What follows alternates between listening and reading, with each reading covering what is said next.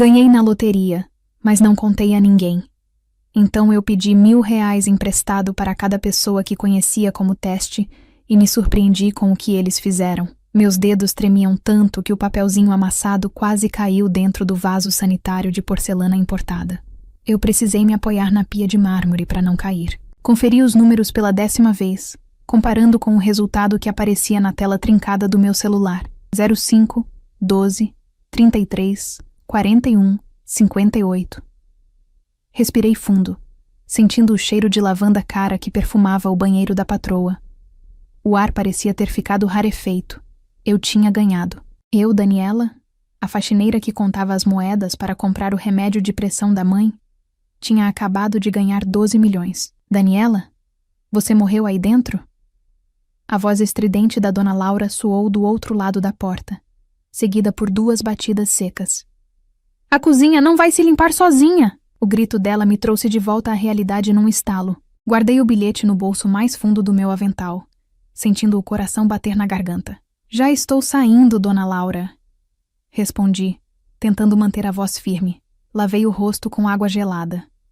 No espelho, encarei meu reflexo. O uniforme azul desbotado, o cabelo preso num coque frouxo, as olheiras profundas de quem dormia mal preocupada com as contas. Aquela mulher no espelho era milionária, mas ninguém sabia. E naquele momento, um pensamento gelado percorreu minha espinha. Ninguém podia saber. Saí do banheiro e voltei para a cozinha. Dona Laura estava sentada à mesa, tomando um chá, sem nem levantar os olhos do tablet. Demorou, hein? Resmungou ela. Espero que tenha esfregado bem os cantos. Semana passada achei poeira no rodapé. Desculpe, Dona Laura, não vai se repetir. Murmurei, pegando a vassoura. Enquanto eu varria aquele chão impecável, minha mente viajava. Eu podia largar a vassoura ali mesmo. Podia dizer a ela que nunca mais precisaria ouvir suas reclamações injustas, mas o medo me travou. Lembrei de todas as vezes que precisei de ajuda. Lembrei de quando pedi um adiantamento de R$100 para comprar remédios, e ela negou, dizendo que dinheiro não dá em árvore. Terminei o serviço no piloto automático. O bilhete parecia pesar 1 tonelada no meu bolso, quando finalmente saí daquela mansão e peguei o ônibus lotado para casa. Abracei minha bolsa contra o peito como se fosse um escudo.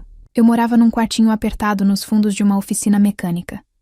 O cheiro de graxa e óleo era constante, e o barulho das ferramentas batendo começava logo cedo. Mas era o que eu podia pagar. Entrei em casa e vi minha mãe, Dona Célia, tossindo sentada na beirada da cama. Oi, filha. Como foi o dia? Ela perguntou, com a voz fraca, tentando sorrir. Foi diferente, mãe. Respondi, beijando a testa dela, que estava um pouco quente. A senhora tomou o remédio?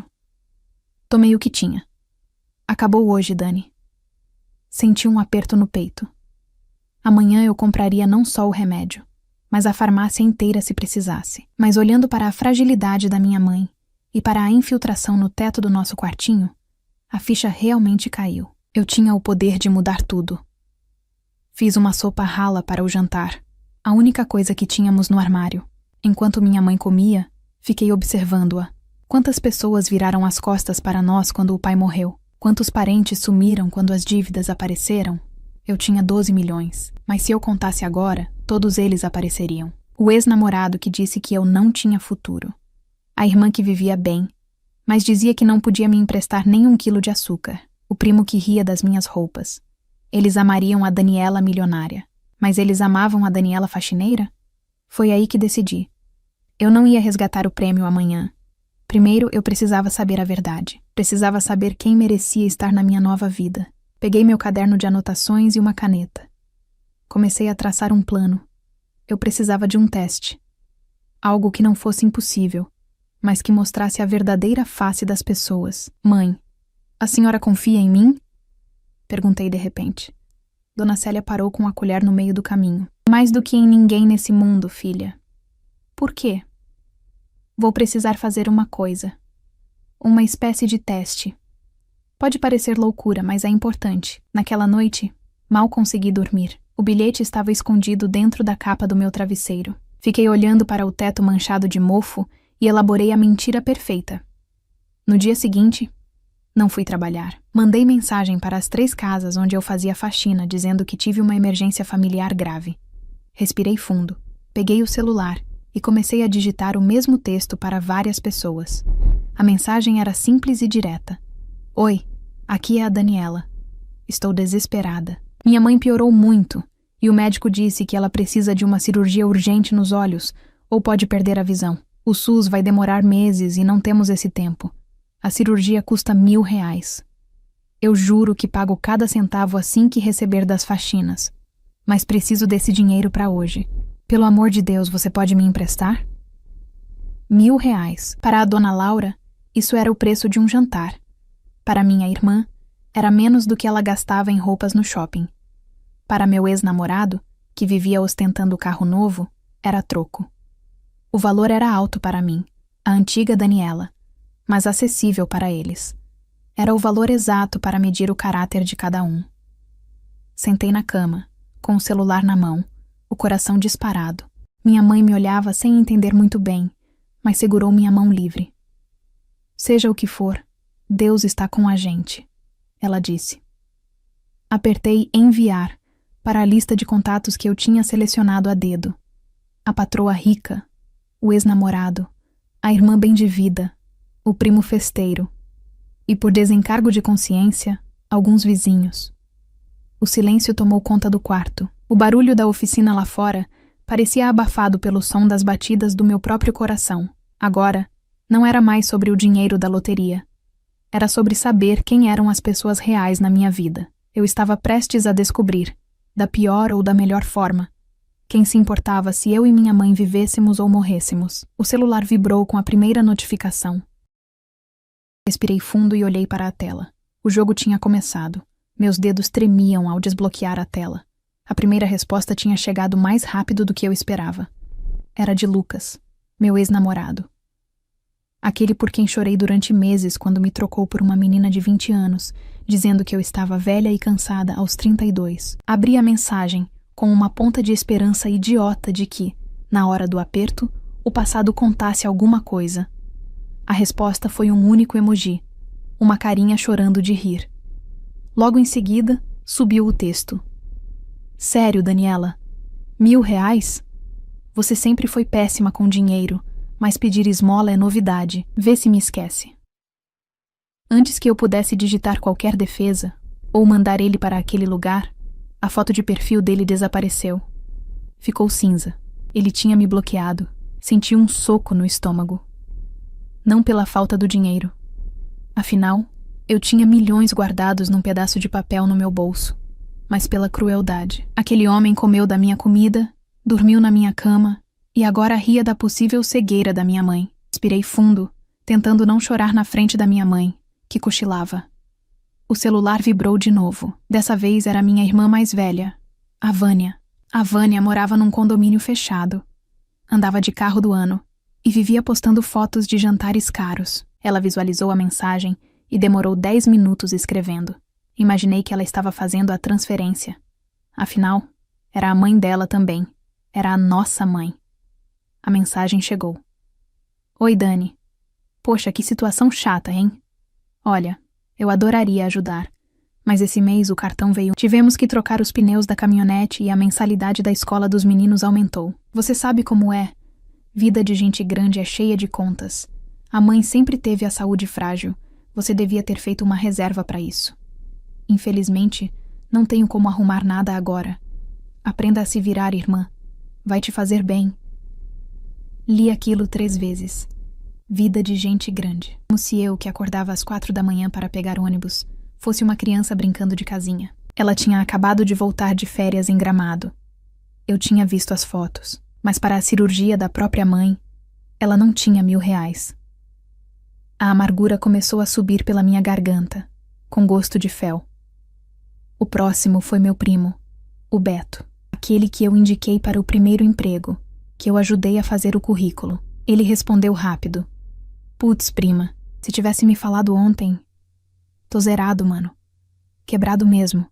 A crise tá feia pra todo mundo. Melhoras pra ti aí. Quebrado. Aceitei a resposta. Afinal, ninguém é obrigado a ter dinheiro. Mas por hábito, Abri o Instagram. E lá estava, no topo do feed, uma postagem feita há 5 minutos. Beto, a esposa e os filhos na beira de uma piscina enorme num resort de luxo, segurando copos de drinks coloridos. A legenda dizia: merecido descanso, férias, vida boa. Ele não estava quebrado. Ele só não se importava. A mentira doeu mais do que o não. Por último chegou a resposta da dona Laura, minha patroa rica. A mulher em cujo banheiro eu descobri que estava milionária. Ela foi seca e direta, como quem demite um funcionário. Daniela, não misturo relações de trabalho com vida pessoal. Não sou banco de empréstimos. Se o seu salário não é suficiente para suas emergências, sugiro que procure um emprego que pague melhor ou aprenda a gerenciar suas finanças. E por favor, não falte amanhã. Tenho visitas para o jantar. Larguei o celular na colcha desfiada da cama. O silêncio no quarto era ensurdecedor. Eu tinha 12 milhões de reais, mas naquele momento me sentia a pessoa mais pobre e sozinha do mundo. O dinheiro podia comprar a cirurgia, podia comprar a casa da dona Laura, podia comprar o resort onde meu primo estava, mas não podia comprar a decência daquelas pessoas. Olhei para minha mãe dormindo, alheia a tudo. A verdade era dura. Estávamos sozinhas. Se dependesse da família e dos amigos, minha mãe ficaria cega. As lágrimas finalmente escorreram, quentes e silenciosas. Eu estava prestes a rasgar minha lista de contatos, decidida a nunca mais olhar na cara daquelas pessoas, quando ouvi batidas tímidas na porta do nosso quartinho. Limpei o rosto rapidamente. Quem seria àquela hora? Cobrador? O dono da oficina reclamando de alguma coisa? Abri a porta e dei de cara com Dona Zulmira. Ela era nossa vizinha de porta. Uma senhora de 70 anos, que vivia com uma aposentadoria mínima e vendia panos de prato bordados para complementar a renda. Ela usava um vestido simples, puído de tanto lavar, e segurava um envelope pardo nas mãos trêmulas. Dona Zulmira? Aconteceu alguma coisa? Perguntei preocupada. Ela entrou devagar, olhando para minha mãe na cama. Dani, minha filha, eu vi sua mensagem no grupo do bairro. Eu não sabia mexer direito para responder no particular, então vim aqui. Ela estendeu o envelope para mim. Estava amassado e tinha cheiro de guardado. O que é isso? Perguntei. Eu não tenho R$1.000, minha filha. Ela disse com os olhos marejados de vergonha. Eu juntei isso aqui o ano todo para consertar meu telhado que tá com goteira. Mas telhado a gente conserta com balde. O óleo da mãe não tem conserto se demorar. Tem R$500 aí. Fiquei paralisada. Dona Zulmira vivia contando moedas para comprar pão. Aqueles R$500 eram uma fortuna para ela. Eram o conforto dela, a segurança dela. Dona Zulmira, eu não posso aceitar. O seu telhado. Ela pegou minha mão e forçou o envelope contra minha palma. As mãos dela eram ásperas, calejadas de uma vida inteira de trabalho, mas o toque era a coisa mais gentil que eu tinha sentido o dia todo. Pega, menina. Dinheiro a gente corre atrás. Gente, a gente não recupera. É pouco, mas eu vou ver se vendo mais uns panos de prato amanhã na feira para te arrumar o resto. A gente dá um jeito. Olhei para o dinheiro amassado na minha mão. Notas de 10, de 20, algumas de 50, todas velhinhas. Aquele dinheiro valia mais do que os 12 milhões que eu tinha ganhado. Aquele dinheiro tinha alma, tinha sacrifício, tinha amor. Abracei Dona Zulmira e desabei a chorar no ombro magro dela. Não chorei de tristeza, mas de alívio. No meio de tanto egoísmo, de tanta frieza, existia uma luz. Enquanto ela fazia carinho no meu cabelo, dizendo que tudo ia ficar bem, eu tomei minha decisão. O teste tinha acabado. Eu já sabia quem merecia estar na minha vida, e eu já sabia exatamente o que faria com cada centavo daquele prêmio. Afastei-me dela, enxuguei as lágrimas, e pela primeira vez no dia, sorri de verdade, um sorriso que vinha de dentro, cheio de força. A senhora tem razão, Dona Zulmira, eu disse, apertando a mão dela com firmeza. A gente vai dar um jeito. E vai ser muito melhor do que a senhora imagina. Naquela noite, depois de chorar abraçada com Dona Zulmira, eu dormi o sono mais tranquilo da minha vida. Não porque os problemas tinham desaparecido num passe de mágica, mas porque eu sabia que eles tinham data para acabar. No dia seguinte, acordei antes do sol nascer. Não para pegar o ônibus lotado, nem para esfregar o chão de mármore de quem me desprezava. Vesti minha melhor roupa Peguei os documentos da minha mãe, o meu RG e, claro, o bilhete premiado que não saiu de perto do meu peito nem por um. Fui ao Banco Central da cidade. Quando o gerente confirmou a validade do bilhete e vi o saldo na minha conta algumas semanas depois, não senti vontade de gritar. Senti uma paz imensa, uma calma de saber que nunca mais minha mãe ficaria sem remédio. Mas eu precisava ser inteligente. Se eu aparecesse com carros de luxo e joias, os abutres viriam voando. Eu queria construir algo sólido. Primeiro, cuidei da saúde da minha mãe. Paguei a melhor clínica, fiz todos os exames e comprei os remédios. Em poucos dias, com alimentação boa e sem o estresse das dívidas, Dona Célia parecia outra pessoa. A cor voltou ao rosto dela. Depois, fui até a casa de Dona Zulmira. Ela estava no portão, tentando remendar uma goteira na varanda com um pedaço de lona plástica. Dona Zulmira, desça daí, por favor, pedi segurando a escada. Oi, Dani. Conseguiu resolver o problema da sua mãe? Ela perguntou preocupada, limpando as mãos no avental. Consegui, graças a Deus e à senhora. Mas agora preciso que a senhora faça uma mala. Pegue suas roupas, seus documentos e as coisas que a senhora mais ama. Ela me olhou assustada. Mala? Pra quê, menina? Fomos despejadas? Aconteceu alguma coisa ruim? Sorri e segurei as mãos calejadas dela. Não. Aconteceu uma coisa maravilhosa. Eu prometi que a gente ia dar um jeito, lembra? Pois eu dei. Comprei uma casa, e essa casa não é só minha e da minha mãe. É nossa. Tem um quarto lá esperando pela senhora.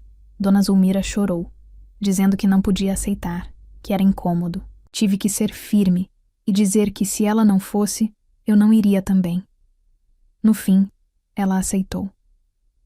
A casa ficava num bairro tranquilo, arborizado, longe do barulho da oficina e do cheiro de esgoto. Não era uma mansão de novela para não chamar atenção, mas era enorme, arejada e tinha um jardim lindo. Quando Dona Zulmira viu o quarto dela, com uma cama macia, televisão e um banheiro só para ela sentou na colcha e acariciou o tecido como se fosse ouro. Eu nunca tive nada novo, filha, ela sussurrou. É tudo tão limpo. Ver a dignidade voltando para o rosto daquelas duas mulheres foi o meu maior prêmio. Mas eu não queria parar por aí. Eu tinha dinheiro, sim, mas não queria ficar parada. Eu tinha passado a vida servindo os outros e sabia o valor do trabalho duro. Decidi abrir um negócio. Comprei um ponto comercial bem localizado e montei um salão de beleza popular, mas de alta qualidade. O nome era simples: Recomeço. Na hora de contratar, ignorei os currículos cheios de cursos caros. Eu queria gente como eu. Contratei a Fátima, uma senhora de 50 anos que ninguém queria empregar pela idade. Contratei a Joana, mãe solteira de 3 filhos que tinha sido demitida por faltar quando as crianças adoeciam. Contratei mulheres que a vida tinha tentado derrubar. Paguei salários justos, dei benefícios e tratei cada uma com o respeito que a dona Laura nunca me deu. O resultado? Elas trabalhavam com amor. O salão vivia cheio. O clima era de alegria.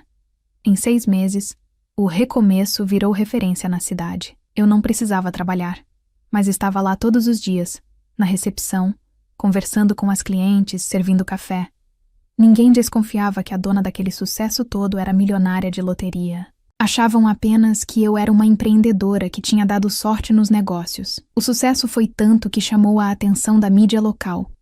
Um programa de televisão, desses que passam na hora do almoço e todo mundo assiste, me convidou para uma entrevista sobre mulheres que inspiram.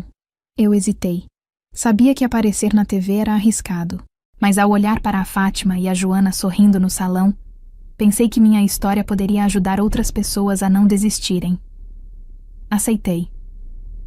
No dia da entrevista eu estava nervosa. A apresentadora, muito simpática, começou a perguntar sobre minha trajetória. Daniela, me disseram que há menos de 1 ano você era faxineira e passava dificuldades. Como foi essa virada? Ela perguntou ao vivo. Olhei para a câmera e, por um instante, imaginei que estava olhando nos olhos de quem me humilhou. Foi difícil, respondi com a voz calma. Eu trabalhava muito, mas o que mais doía não era o cansaço físico, era a invisibilidade. Muita gente acha que, porque você limpa o chão, você é parte da mobília. Mas a vida dá voltas. Eu tive uma bênção financeira, sim, mas o verdadeiro segredo foi descobrir quem estava do meu lado quando eu não tinha nada. A apresentadora adorou a frase e pediu para mostrar imagens do salão e da minha nova casa, sem mostrar o endereço, claro. As imagens mostravam o conforto, o carro bonito na garagem, a felicidade da minha mãe e de Dona Zulmira no jardim. O programa foi um sucesso absoluto. O vídeo da entrevista caiu nas redes sociais e viralizou na cidade. O título do vídeo no YouTube era "Ex-faxineira dá a volta por cima e constrói império de beleza". Eu estava no escritório do salão, conferindo algumas notas, quando meu celular pessoal, aquele número antigo que eu mantive de propósito, começou a vibrar. Era uma notificação. Depois outra. E mais outra. O aparelho parecia que ia explodir. Olhei para a tela. 15 chamadas perdidas de Vânia. 8 mensagens de Lucas. Direct no Instagram do primo Beto. E-mail da dona Laura. Um sorriso frio brotou nos meus lábios. Eles tinham visto. A faxineira que pedia R$1.000 emprestado agora estava na TV, dona de si e cheia de dinheiro. Abri a mensagem da minha irmã. "Dani, minha linda, que orgulho de você. Eu vi na TV. Menina, por que não me contou? Estou chorando de emoção aqui. Precisamos comemorar. Vou passar aí para te dar um abraço." Em seguida, a do ex-namorado. "Oi, sumida. Vi seu sucesso. Sempre soube que você tinha potencial, por isso te pressionava, lembra? Era pro seu bem. Tô com saudades do nosso tempo. Vamos jantar?" Li aquelas palavras e não senti raiva. Senti pena. Eles achavam que a porta ainda estava aberta. Eles não faziam ideia de que a chave tinha mudado de mãos. Levantei da cadeira, alisei meu terninho impecável e fui até o salão principal. Dona Zulmira tinha ido lá para fazer as unhas. "O que foi, filha? Tá com uma cara..." ela comentou. "Nada, Dona Zulmira", respondi, piscando para ela. "É só que os fantasmas do passado resolveram aparecer. Mas não se preocupe. Eu sei exatamente como lidar com a assombração. A hora do acerto de contas tinha chegado. E eu não precisaria gritar, nem brigar. O desprezo seria servido frio, num prato de porcelana, do jeito que eles mereciam." A campainha da minha casa tocou num sábado de manhã. Eu sabia quem era antes mesmo de olhar nas câmeras de segurança. O carro da minha irmã, Vânia, estava parado no meio-fio, ocupando 2 vagas. Respirei fundo, ajeitei a postura e fui atender. Ao abrir a porta, Vânia se jogou em cima de mim num abraço apertado e perfumado, chorando alto. "Dani, minha irmãzinha querida." Soluçava ela. "Que saudade de você. Eu vi na televisão, menina. Que orgulho da nossa família." Afastei-me devagar, tirando os braços dela dos meus ombros. O choro dela não tinha lágrimas. "Oi, Vânia. Saudade? Faz 2 semanas que você me mandou aprender a me virar sozinha", disse com a voz calma. Ela arregalou os olhos, enxugando o rosto seco. "Ah, Dani, aquilo foi um mal-entendido. Você sabe como eu estava estressada. Sangue é sangue, minha irmã. Família é tudo.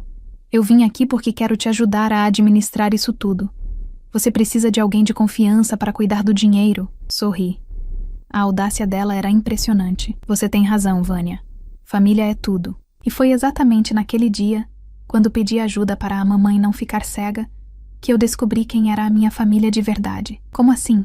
Eu sou sua irmã." "Biologicamente, sim", respondi segurando a porta. "Mas família é quem fica quando a tempestade chega, não quem aparece quando o sol brilha. Eu já tenho quem administre minha vida. Infelizmente não tenho vaga para parentes distantes." Fechei a porta devagar na cara dela. Não bati, não gritei, apenas fechei.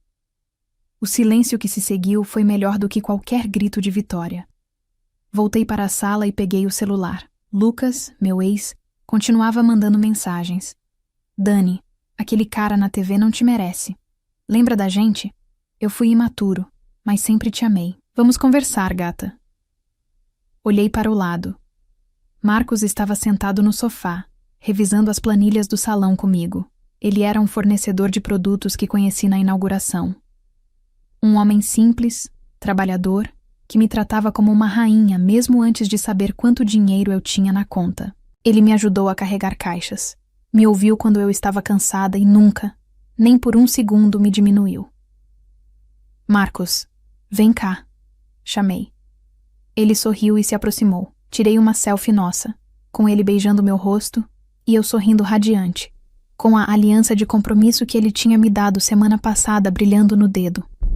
Enviei a foto para Lucas com a legenda: "Este é um homem de verdade, alguém que constrói junto, não alguém que abandona. Siga sua vida, porque a minha está ótima." Bloqueei o número dele definitivamente. Senti um peso saindo das minhas costas, mas a maior surpresa veio 2 dias depois, no salão. A recepcionista me interfonou dizendo que havia uma senhora insistindo em falar comigo sobre uma vaga de emprego. Mandei entrar. Quando a porta do escritório se abriu, quase não a reconheci. Dona Laura estava sem maquiagem, com roupas amassadas e o cabelo sem pintar. Ela parecia ter envelhecido 10 anos. "Daniela." A voz dela tremeu. "Dona Laura?" Apontei para a cadeira. "Sente-se. O que houve?" Ela desabou. Contou que o marido estava envolvido em fraudes, que fugiu do país e deixou as dívidas para ela. A mansão foi penhorada, os carros apreendidos. Ela estava morando de favor na casa de uma tia e precisava desesperadamente de trabalho para comer. "Eu sei que fui dura com você, Daniela," ela disse, baixando a cabeça. "Mas eu vi que você cresceu. Por favor, eu faço qualquer coisa. Eu administro, eu gerencio." Olhei para aquela mulher que um dia me negou um adiantamento para remédios enquanto comprava bolsas de grife. Eu podia humilhá-la. Podia mandá-la embora como ela fez comigo tantas vezes, mas isso faria de mim igual a ela. "Dona Laura, eu não preciso de gerente. Minha equipe de gestão está completa," disse firmemente. "Mas tenho uma vaga em aberto." Os olhos dela brilharam de esperança. "O que é?" "Auxiliar de limpeza. O salário é o piso da categoria, mas vale transporte, vale refeição e plano de saúde. O trabalho é pesado, tem que limpar os banheiros, varrer o cabelo do chão e servir café. É pegar ou largar." Ela ficou pálida. O orgulho dela lutou contra a necessidade. Por fim, a fome venceu. Eu aceito." "Ótimo," respondi, profissional. "Começa amanhã às 8. E, Laura, aqui a gente trata todo mundo com respeito. Se gritar com alguém, está na rua. Ver minha ex-patroa vestindo o uniforme que um dia foi meu não me trouxe alegria perversa, mas sim um senso de justiça." O mundo tinha girado, mas faltava a parte mais importante, o grande finale. No sábado seguinte, organizei uma festa para comemorar um ano do Salão Recomeço e o aniversário da minha mãe, que agora enxergava perfeitamente e estava mais saudável do que nunca. Reuni todos os funcionários, amigos novos e, claro, Dona Zulmira. No meio da festa, pedi a palavra. "Quero agradecer a todos." Comecei segurando o microfone. "Mas hoje, quero fazer uma devolução." Chamei Dona Zulmira ao palco improvisado. Ela subiu, envergonhada, ajeitando o vestido novo que eu tinha dado. "Há um ano, eu pedi R$1.000 emprestado para muita gente. Ninguém me ajudou, exceto essa mulher aqui." Apontei para ela, com os olhos cheios de lágrimas. Ela me deu R$500. Tudo o que ela tinha para consertar o telhado. Tirei um envelope do bolso. Não era amassado como o dela. "Dona Zulmira, a senhora disse que dinheiro a gente corre atrás. A senhora investiu em mim quando eu não era nada. Aqui está o seu retorno." Entreguei o envelope. Ela abriu com as mãos trêmulas e tirou um documento oficial. "O que é isso, Dani?" Ela apertou os olhos para ler. "Escritura pública de compra e venda? É o seu apartamento, Dona Zulmira," anunciei, enquanto todos aplaudiam. "E não é qualquer apartamento. É aquele no térreo, com varanda para suas plantas, no prédio de frente para o mar que a senhora sempre achou bonito. Está quitado no seu nome, com todas as taxas pagas." Ela colocou a mão na boca, chorando copiosamente. Abracei minha segunda mãe, sentindo a emoção tomar conta do lugar. "Obrigada, minha filha." "Obrigada," ela repetia. Peguei o microfone pela última vez e olhei para as pessoas ali presentes. Minha mãe sorrindo. Marcos me olhando com admiração. Minhas funcionárias felizes. "Muita gente acha que ganhar na loteria é sorte," disse eu, erguendo uma taça. "Mas a verdadeira sorte não foi o dinheiro. O dinheiro apenas revelou a verdade. A verdadeira sorte foi descobrir quem merecia caminhar ao meu lado. Aos que viraram as costas, meu muito obrigada. Vocês me ensinaram a ser forte. Aos que ficaram, eu dedico tudo isso. Brindamos à vida, ao amor e à justiça. Eu, Daniela, A ex-faxineira não tinha apenas milhões na conta. Eu tinha a maior riqueza do mundo, a consciência tranquila e o coração cheio. E isso, dinheiro nenhum no mundo pode comprar.